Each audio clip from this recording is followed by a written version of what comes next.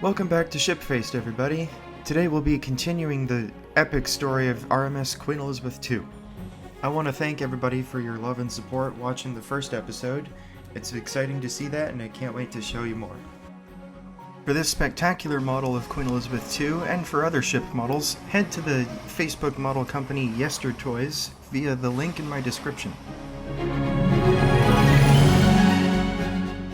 After a long, arduous process, on November 26, 1968, QE2 headed out to the Irish Sea to begin her sea trials. Designed with the retro space age in mind, QE2 was 963 feet long, 105 feet wide, and 171 feet high, with a 32-foot draft, 10 decks, and weighed in at 70,327 gross tons. As originally built in 1969, QE2 had two 6-bladed variable pitch propellers with Grimm wheels attached. Grimm wheels were the second pair of propellers on each shaft to minimize draft and increase thrust. Part of her sea trials were speed tests to see how fast this new queen could be, testing her steam turbine power plant capable of producing 110,000 horsepower. During the speed run, however, over a measured mile in the Irish Sea, the Queen broke a few blades in her turbine, which caused engine malfunctions and reverted the Queen back to the dry dock for repairs. This consequently delayed her maiden season and actually required Cunard to cancel a few voyages. But despite her teething problems, as news reporters put it, the Queen was already well favored among people at the time. After repairs were complete, QE2 performed a shakedown cruise to tie up all the remaining loose ends and prepare for her official maiden voyage. The day finally came on May 2nd, 1969.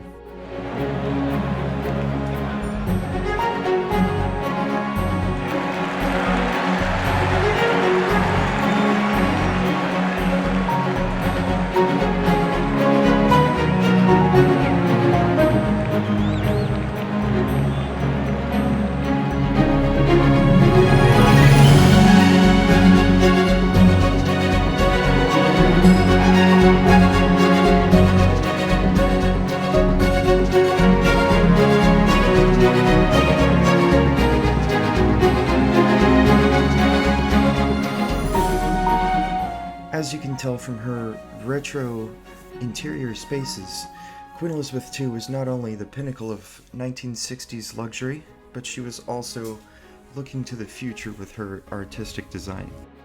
In true ocean liner fashion, the Queen didn't just complete her maiden voyage, but did so at an average speed of 36 knots, and took an impressive 4 days. 2 years later, however, fate would come knocking on the door for QE2 for the first time. In 1971, the French liner Antilles burned and sank. Queen Elizabeth II answered the distress call and rescued some 500 people from the water with their lifeboats. As if that wasn't enough excitement this early in her career, on May 17, 1972, returning from New York to Southampton, she received a bomb threat. The ship was searched by her crew, as well as by combined Special Air Service and boat service, 4 members of which who parachuted into the sea to conduct inspections of the ship. While no bomb was found, turns out the culprit, Joseph A. Landisi, was a failing construction manager in New York who wanted to get into some quick money by holding the Queen ransom. Of course, this failed, and the FBI arrested him in New York. Sometime after that, in 1972, QE2 had received overall glittering reviews among former passengers and cruise critics. However, the one thing everybody agreed on was the color of her funnel absolutely must return to the traditional Cunard red. So, Cunard took this opportunity to not only invest millions of pounds into the future of their flagship, but they also decided to add something that had never before been included on a passenger ship in history. This one addition paved the way for cruise ships from that point forwards forever. It was the implementation of balcony cabins at sea.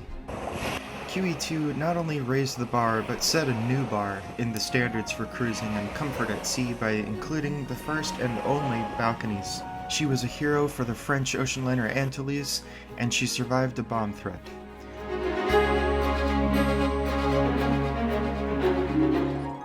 Stay tuned for the next episode for the next 10 to 15 years of her service at sea. And also stay tuned for my special anniversary episode featuring Cunard's newest ocean liner, Queen Anne.